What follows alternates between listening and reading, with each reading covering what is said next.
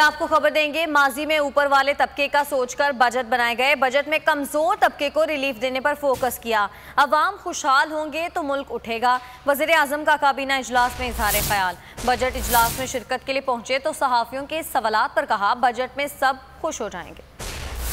Budget में कमजोर तबके को रिलीफ देने पर फोकस किया। अवाम खुशहाल होंगे तो मुल्क उठेगा। वजीर आजम का काबीना इजलास में इजहार ख्याल। वजीर आजम इमरान खान बजट इजलास में शिरकत के लिए ऐवान पहुँचे। सहाफियों ने बजट से मुतालिक पूछा। इमरान खान का कहना था, बजट में सब खुश हो जाएंगे। अवाम दोस्त बजट होगा, सब खुश होगा। इससे कबल वजीर आजम इमरान खान की ज़ेर सदारत वफाकी काबीना का खुसूसी इजलास हुआ। उन्होंने कहा कि माजी में ऊपर वाले तबके का सोचकर बजट बनाए गए। हमारी तरजीह निचले तबके पर है। बराह रास्त सब्सिडी से आवाम को फायदा पहुँचेगा। उनका मजीद कहना था कि मईशत बहाल हो चुकी, अब हम तरक्की की तरफ जा रहे हैं। बजट के बाद मुल्क भर में तरक्याती कामों की रफ्तार तेज हो जाएगी। हमारी तरजीह किसान है। 15 एकड़ जमीन रखने वाले किसानों को बिला सूद कर्जे देंगे।